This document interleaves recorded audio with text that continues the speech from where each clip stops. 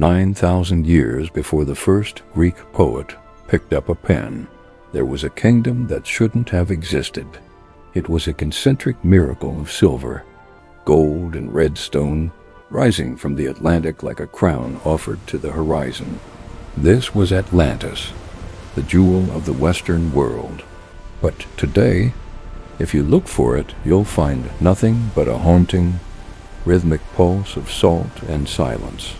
The mystery isn't just where it went, it's why.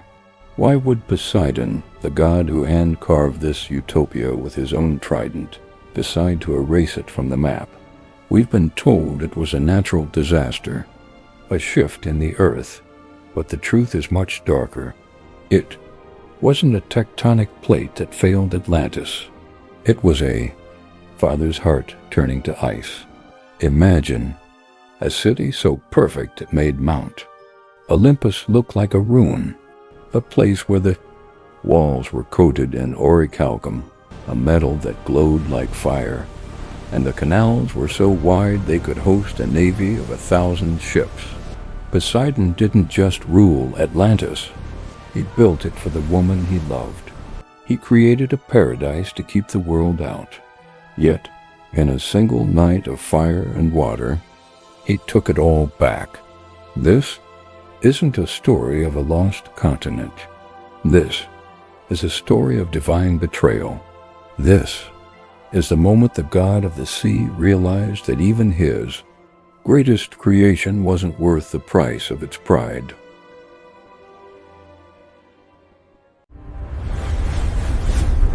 Unveil the legends. The architecture of Atlantis was a reflection of Poseidon's own mind. It was built in perfect, alternating rings of sea and land, connected by bridges that defied gravity. At the very center sat a temple of solid gold, where a giant statue of Poseidon stood driving 6 winged horses. This wasn't just a place of worship, it was a biological anchor. The blood of the god ran through the veins of the Atlantean kings. They were his sons, 10 demigod princes who ruled with the wisdom of the deep. For generations, Atlantis was the moral compass of the world. They had abundance beyond measure, and for a while they stayed humble. But there is a sickness that comes with being a favorite child.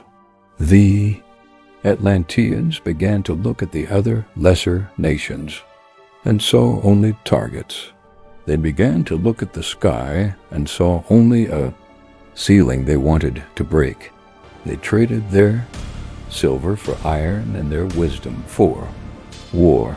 From his throne beneath the waves, Poseidon watched the gold in his temple begin to tarnish, not from the salt air, but from the greed of his own lineage. The mystery of Atlantis' end starts here. At what point does a god stop being a protector and start being an executioner? The shift happened when the Atlanteans turned their eyes toward Athens.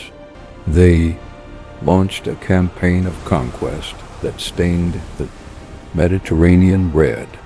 They had forgotten that Poseidon was the god of the entire sea, not just their private harbor. They began to treat the ocean as their servant rather than their master.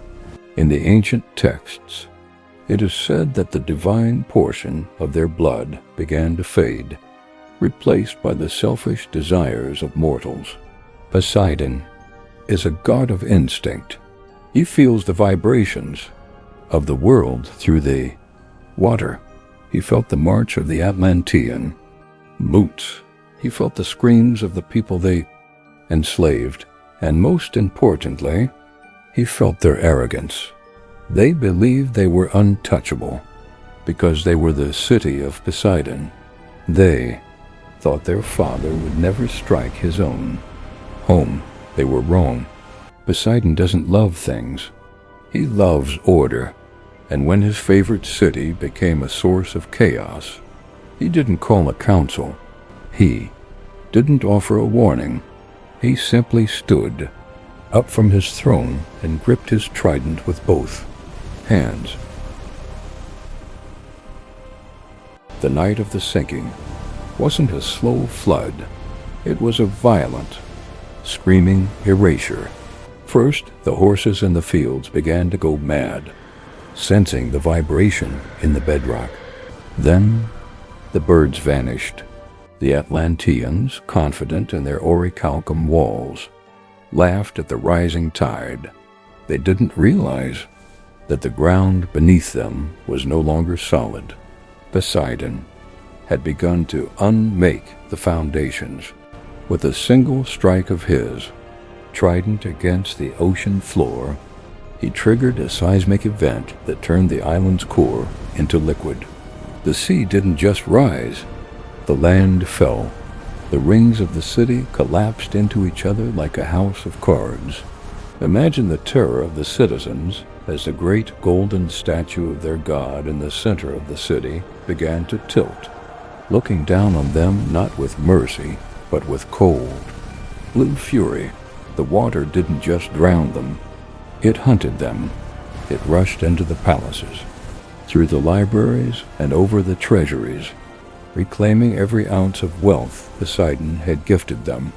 In 24 hours, the most advanced civilization in human history became a memory.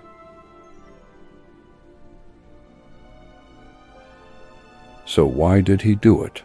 Why sink his own favorite city? Some say it was a mercy killing, that Poseidon saw the Atlanteans becoming monsters and chose to end them before they could corrupt the rest of the world. Others believe it was a fit of cosmic jealousy, that the city had become so beautiful it rivaled the gods themselves, and Poseidon, ever the temperamental artist, decided to smash his masterpiece. But there is a third theory, a darker one. Perhaps Atlantis was an experiment. Poseidon wanted to see if mortals could handle divine power. When they failed, he didn't just destroy the city. He hid the evidence. He wrapped the ruins in miles of silt and pressurized darkness, making sure no human would ever find the secrets of Atlantis again. He didn't just sink a city. He buried a mistake. To this day, the search for Atlantis continues, but every explorer who gets close seems to be pushed back by unusually rough seas or mysterious equipment failure. The god of the sea is a jealous guardian of his graveyard. Today, the Atlantic Ocean bears his name, a constant reminder of who won the war between man and nature. Atlantis remains the ultimate what if a ghost story told by sailors to remind themselves that nothing is permanent. When we look at the horizon, we aren't just looking at water. We are looking at the roof of a tomb. Poseidon's favorite city isn't gone. It's just relocated.